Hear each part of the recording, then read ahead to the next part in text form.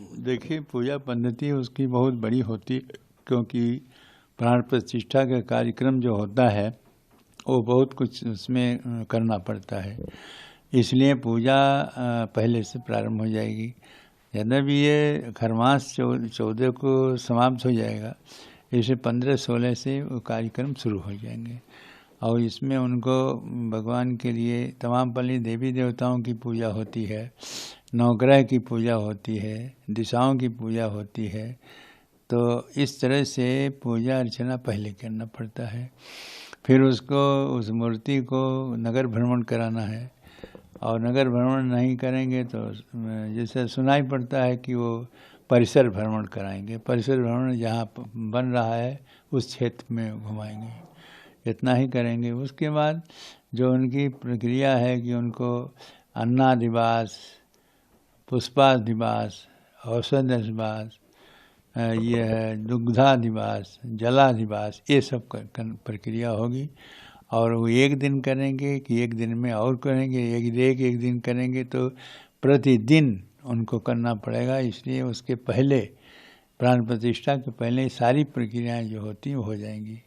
और ये सब होने के बाद में तब जिस दिन प्राण प्रतिष्ठा होना है उस दिन सब कार्य पूरे रहेंगे। केवल प्राण प्रतिष्ठा की जो विधि है उसी को संपन्न करेंगे। और उसके बाद में उसी दिन प्रधानमंत्री जी भी आएंगे, और प्रधानमंत्री जी के द्वारा क्या कराएंगे ये जो आचार्य प्राण प्रतिष्ठा कराने वाले हैं वो बताएंगे। देखिए, मानने की है कि भगवान की जो दृष्टि है, जब प्राण प्रतिष्ठा हो जाती है तो उसके बाद में उसको वही शक्ति आ जाती है जिस देवता की प्राण प्रतिष्ठा जिस मूर्ति में किया जाता है, तो वो शक्ति वो आ जाता है। इसलिए उनकी आँख को बांधा जाता है, और आँख बांधने के बाद जो शक्तियाँ हैं आँख से निकलती हैं, इसलिए उसको वो शक्ति जो उनमें स्थापित किया गया है मंत्रों के द्वारा वो बाहर न निकले तब तक, जब तक वो प्राण प्रतिष्ठा हो करके और वो जो सिंहासन है जहाँ उनको स्थापित करना है वहाँ जब तक स्थापित नहीं हो जाते।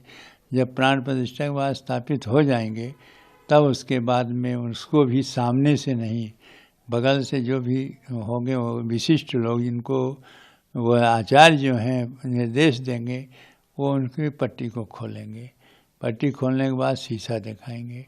शीशा दिखाने के बाद में सोने के सीख से उनको काजल लगाएंगे। ये 3 प्रक्रिया प्राण प्रतिष्ठा और स्थापित होने के बाद होती है।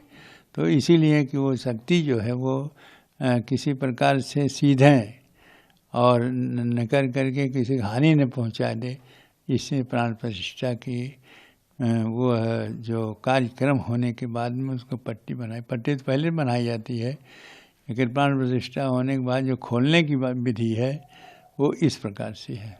उसी जगह वो मूर्ति होगी। हो सकता है जैसा हमें सूचना मिली है कि प्राण प्रतिष्ठित मूर्ति के स्थापित होने के पहले ही मूर्ति स्थापित हो जाएगी।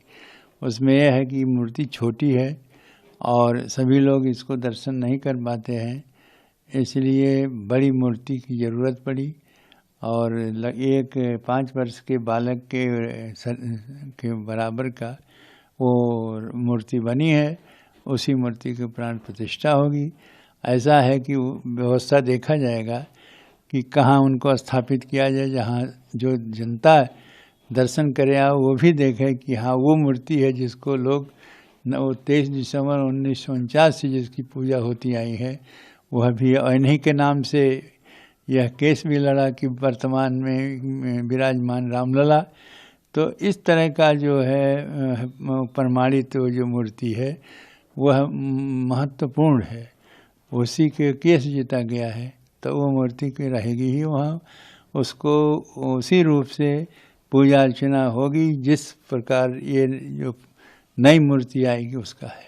नए पुस्तक मिल गई है, उनमें कोई बदलाव नहीं है। हाँ, कुछ थोड़ा बहुत बदलाव है, क्योंकि और जगह जो पूजा होती तो उसमें भगवान राम का दरबार होता है, उनके माता सीता भी साथ में रहती हैं और उनके भाई भी रहते हैं। यहाँ केवल राम ही है, और इसलिए जो स्तुति भगवान राम के और सीता के साथ में की जाती है उसको नहीं किए हैं और ये बदलाव किए हैं। बाकी जो सुबह के उठाना बैठाना स्नान कराना वही पद्धति है जो पहले से चली आ रही है। और उसमें जो मंत्र हैं 16 उसी 16 मंत्रों से सब कार्य होता है।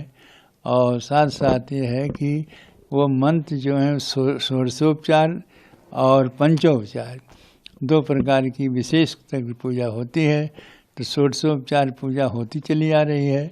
अब उसे मंत्र पढ़ो और समान दो, जैसे ओं सा शीर्षा पुरुषा सहस्राक्ष सहस्रात भूमि गों सत्वा दशांगुलम तभी कहते रामम आवाहयामी स्थापयामी पूजयामी।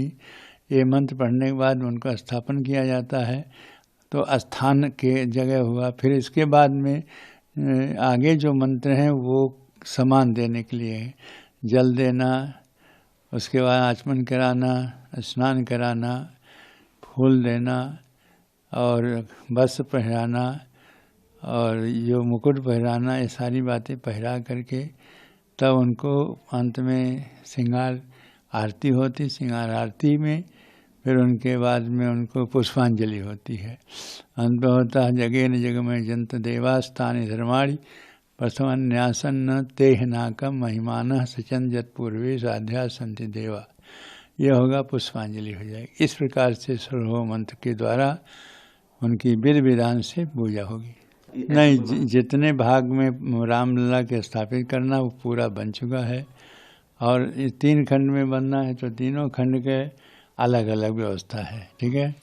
और 1 खंड बन गए हैं, इसे 1 खंड में कोई ऐसा नहीं है पूरा।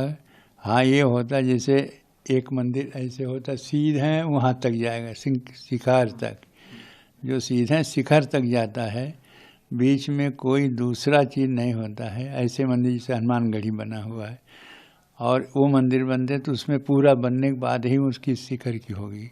लेकिन इसमें 3 खंड है, 1 खंड में तो रामलला होंगे, दूसरे खंड में क्या करेंगे वो भी है। तो 1 खंड पूरा बन गया है, इसलिए इसकी जितना भाग बना उसकी पूजा हो जाएगी और उसके पूजा होने के बाद उसमें स्थापित हो जाएंगे।